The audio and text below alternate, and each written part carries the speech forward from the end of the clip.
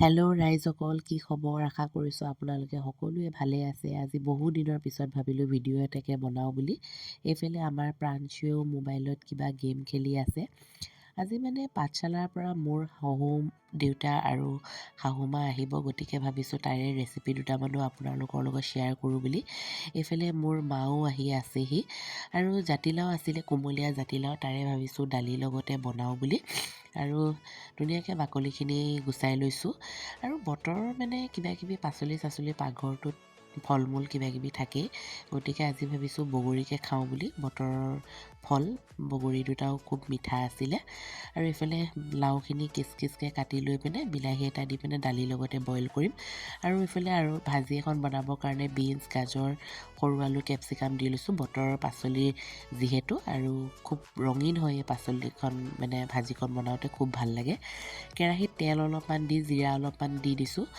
জিৰাখিনি ফুটাৰ পিছতে সৰু আলুকেইডোখৰ দি দিছোঁ। সৰু আলুখিনি দিয়াৰ পিছত অলপ ভাজাৰ পিছতে বিনছ আৰু গাজৰখিনিও দি পিনে ভালকৈ ভাজি লৈছোঁ। আৰু অকণমান সময় ঢাকি থৈছোঁ। তাৰ ঢাকোন খোলাৰ পাছতে মানে আলু আৰু গাজৰখিনি অলপমান সিজোঁতে কেপচিকামকেইডোখৰ দি দিছোঁ। আনফালে আৰু এখন আঞ্জা বনাবলৈ লৈছোঁ। এইফালে কেৰাহীত তেল গৰম হৈ গৈছে। তেল গৰম হওঁতে জিৰা, লং, ইলাচি আৰু ডালচেনি এটুকুৰ দি পিঁয়াজ এটাও কাটি পিনে দি দিছোঁ।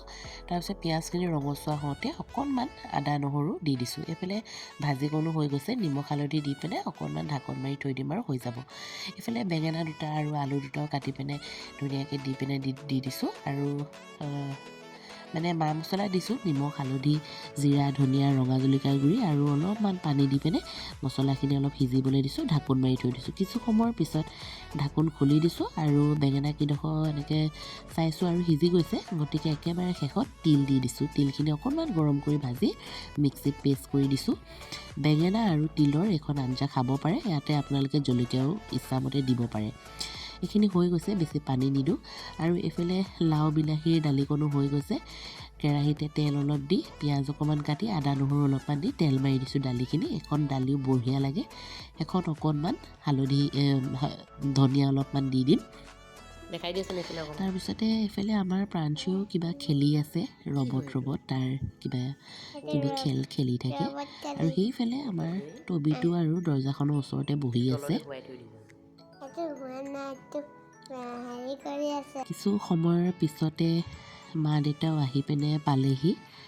আৰু ভিডিঅ'টো বেছি দীঘলীয়া কৰিবও নোৱাৰিলোঁ, কাৰণ অকলে ইমান ভিডিঅ' কৰি থাকিবও নোৱাৰি। আলহী অহাৰ পিছতে মানে চাহ ভাতৰ যোগাৰ কৰিবলগীয়া হয়। গতিকে আজিলৈ ইমানেই আৰু। এতিয়া বাই বাই।